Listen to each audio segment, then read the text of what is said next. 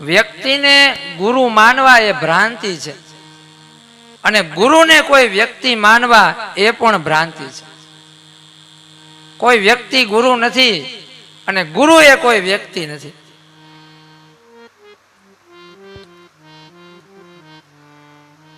કહે છે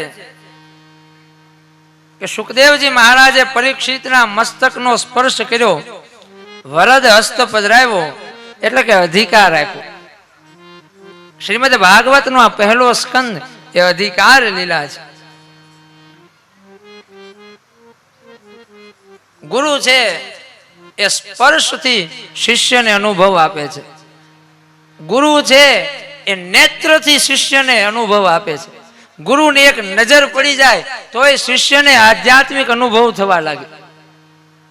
ગુરુનો સ્પર્શ થઈ જાય તે ગુરુના સ્પર્શથી શિષ્યનું શરીર રોમાંચિત થઈ જાય. ગુરુ છે એ વચનથી આધ્યાત્મિક અનુભવ આપે છે. ગુરુની વાણી સાંભળીએ એટલે ભવે ભવના પડળો ખુલવા માંડે, ભવે ભવની ભૂખ ભાંગવા માંડે. અને એનાથી આગળ ગુરુ છે એ સ્મરણથી શિષ્યને અનુભવ આપે છે. ગુરુ હજારો કિલોમીટર દૂર બેઠો હોય, ઘણી વાર તો એવું બને કે ગુરુ શરીરથી તો હયાત પણ ન હોય, એ દેહમાં ન હોય, છતાં એના શિષ્યને જ્યારે યાદ કરે એટલે એના શિષ્યના કામ થવા લાગે. અને માટે જ કહ્યું છે, ગુરુ ગોવિંદ દોનો ખડે, કાંકો લાગુ પાય, બલિહારી ગુરુ આપ કી, ગોવિંદ દેવો દેખાય. ગુરુની કૃપા વગર ક્યારેય ગોવિંદ દેખાય જ નહીં. અને માટે ભગવાનની કથા પછી આવે છે, પણ ભગવાનની કથા કહેતા પહેલા ભગવાન જે દેખાડે એવા ગુરુની કથા પહેલા છે. અને માનસમાં તો કહ્યું છે, ગુરુ કે બચન પ્રતિતિ ન જેહી, સપને હું સુગમ ન સુખ સીધી તેહી. જેને પોતાના ગુરુના વચન ઉપર શ્રદ્ધા નથી એને સપના માય સુખ ન મળે.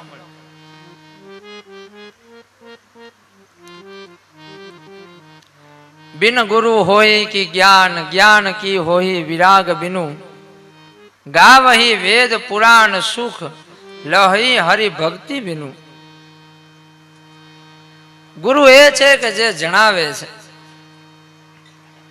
સોઈ જાનઈ જેહી દેવું જનાઈ, જાનત તુમ હી હો જાય.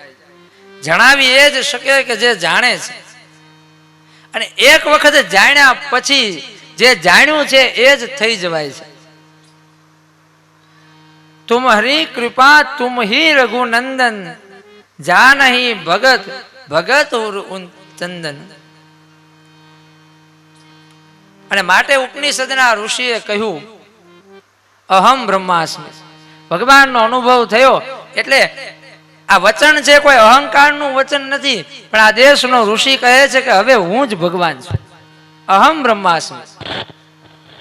સૂફી ફકીરો કહે અનહલક, હવે મારામાં ને એનામાં કોઈ ફેર રહ્યો નથી.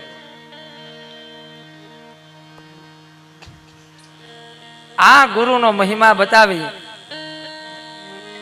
અને શ્રીમદ ભાગવતનો પ્રથમ સ્કંદ ઠાકોરજીના ચરણમાં અર્પણ કર્યો છે. બોલીએ ભાગવત ભગવાન કી જય. સદગુરુ દેવ